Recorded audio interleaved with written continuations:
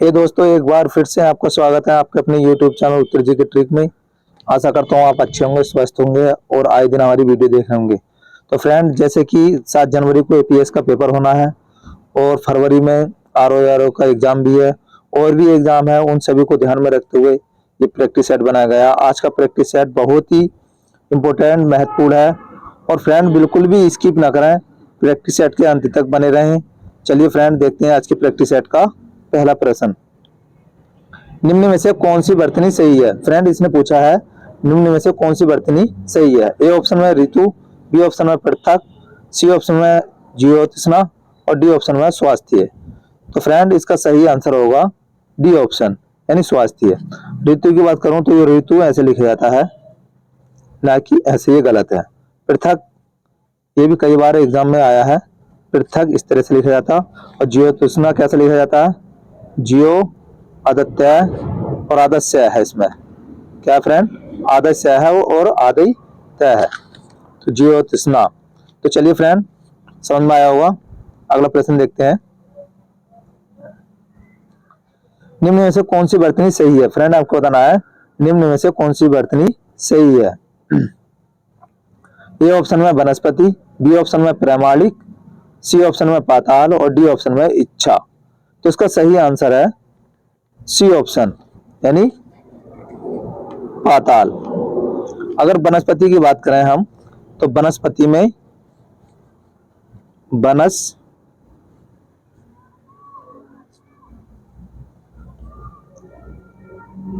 वनस्पति इस तरह से लिखा जाता है।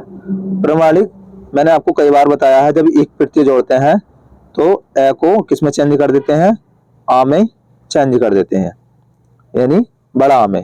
तो यह हो जाएगा प्रामाणिक। क्या हो जाएगा फ्रेंड? प्रामाणिक। इच्छा ऐसे नहीं लिखा जाता, इच्छा, ये हमारा गलत है। चलिए फ्रेंड, अगला प्रश्न देखते हैं। निम्न में से कौन सी वर्तनी सही नहीं है? फ्रेंड, आपको बताना है निम्न में से कौन सी वर्तनी सही नहीं है।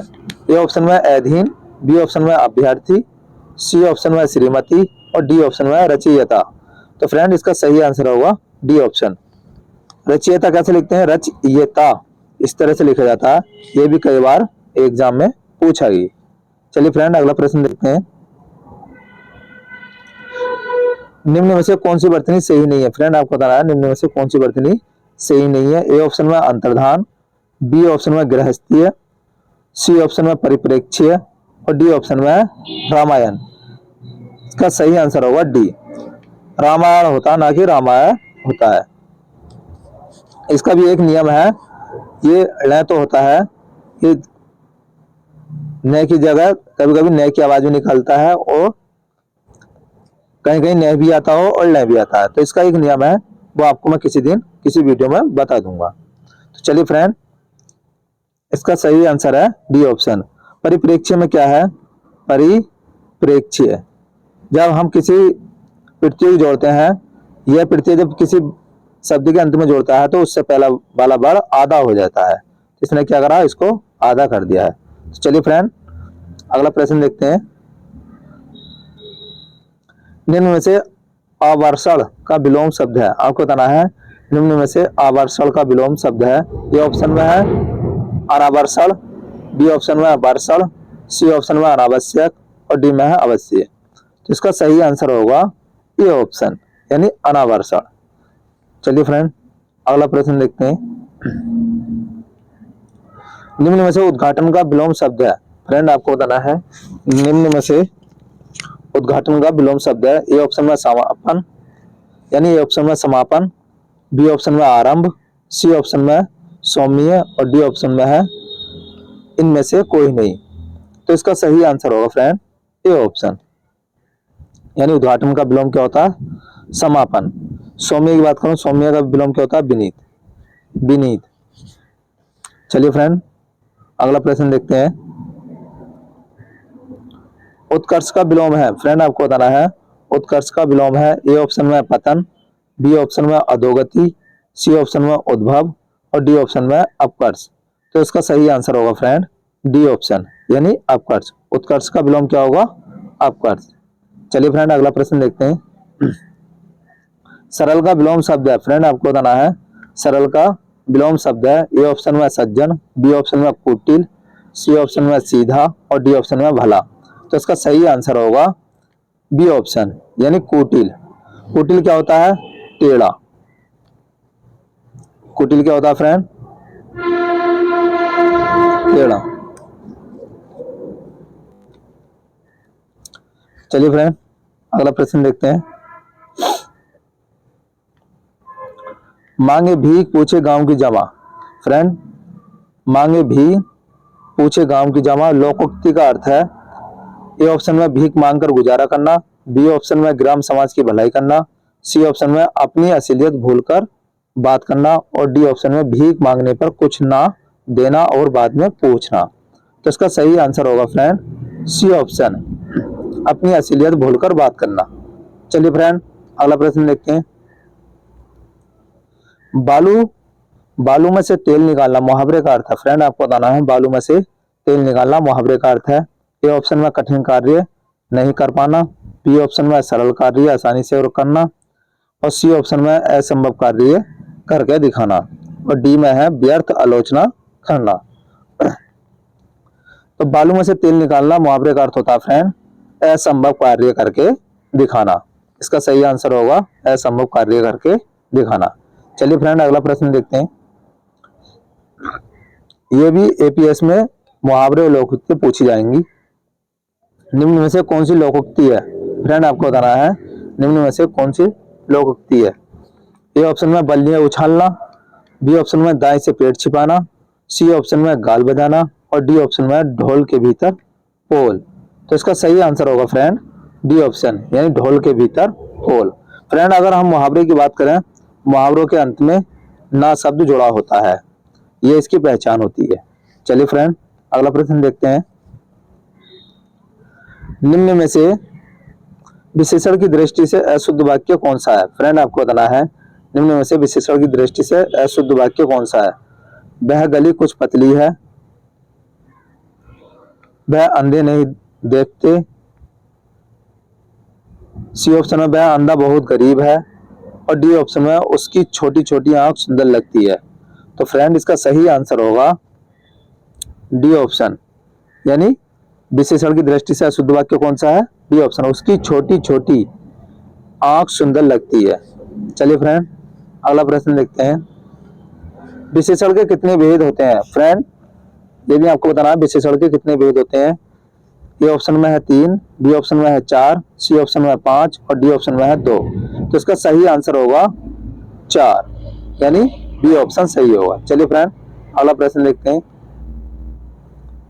किस समूह में सभी शब्द कमल के पर्यायवाची हैं? यानी कमल के सभी किस समूह में सभी शब्द कमल के पर्यायवाची हैं? ए ऑप्शन में जलज, बी ऑप्शन में तोयद, ए ऑप्शन में जलज, तोयद, नीरज, पंकज और बी ऑप्शन में तोयज, नीरज, जलद, बारिज, सी ऑप्शन में वारिज, पंकज, नीरज और जलद, डी ऑप्शन में पंकज, तोयद, बारिद और जल्दी। तो इसका सही आंसर होगा फ्रेंड सी ऑप्शन यानी बारिज भी कमल का होता है, पंकज भी और नीरज भी और जलज भी। अगर हम जल्दी की बात करें किसका होता है? समुद्र का। बारिद तोयद किसके हैं? बादल के। तो फ्रेंड इसका सही आंसर होगा हमारा सी ऑप्शन। चलिए फ्रेंड अगला प्रश्न देखते हैं। किस समूह में सभी शब्द पर्वत के पर्यायवाची हैं? आपको बताना है किस शब्द में सभी शब्द किस समूह में सभी शब्द पर्वत के पर्यायवाची हैं। ए ऑप्शन में है आद्री, अचल, गिरि, प्रस्तर, बी ऑप्शन में नग, अस्म, भूधर, अचल, सी ऑप्शन में धराधर, अद्री, अचल, नग और डी ऑप्शन में गिरि, अचल, अस्म, भूधर। तो इसका सही आंसर होगा फ्रेंड सी ऑप्शन। प्रस्तर किसका होता है? पत्थर का होता है।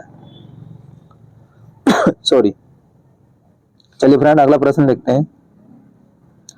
पार्वती का पर्यायवाची शब्द नहीं है। आपको बताना फ्रेंड पार्वती का पर्यायवाची शब्द नहीं है। ए ऑप्शन में गिरिजा, बी ऑप्शन में भवानी, सी ऑप्शन में कमला और डी ऑप्शन में शिवा।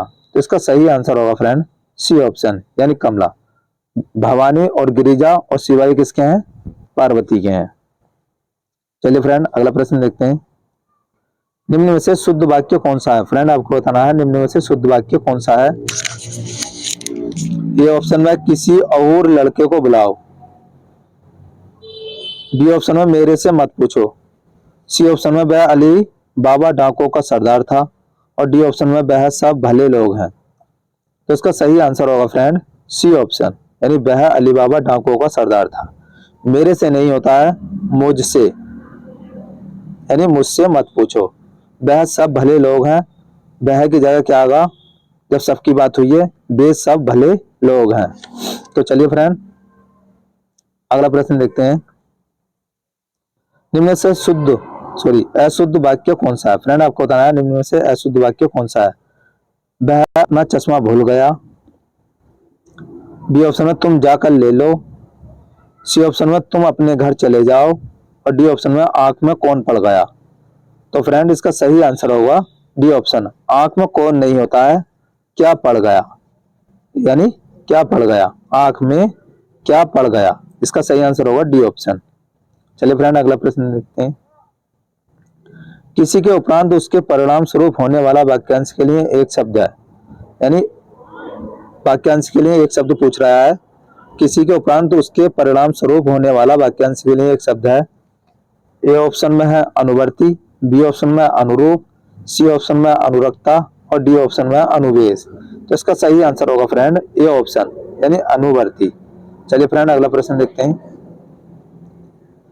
किसी कहे हुए श्लोक या पद के अंतिम अक्षर से प्रारंभ होने वाला वाक्यांश के लिए एक शब्द है। सॉरी, वाक्यांश के लिए एक शब्द पूछा है इसमें भी। ए ऑप्शन में अंत्याक्षरी, बी ऑप्शन में अनयंत्र, सी ऑप्शन में अंत्याक्षरी, और डी ऑप्शन में अंतरकथा। तो फ्रेंड इसका सही आंसर होगा ए ऑप्शन अंत्याक्षरी। आपको इसकी वर्तनी भी देखनी है, ये भी कई बार एग्जाम में पूछी गई है। तो फ्रेंड ये थे आज के प्रैक्टिस सेट के 20 प्रश्न। कैसी लगी वीडियो अच्छी लगी हो तो वीडियो को लाइक कर दें, और ज्यादा से ज्यादा अपने दोस्तों में शेयर करें।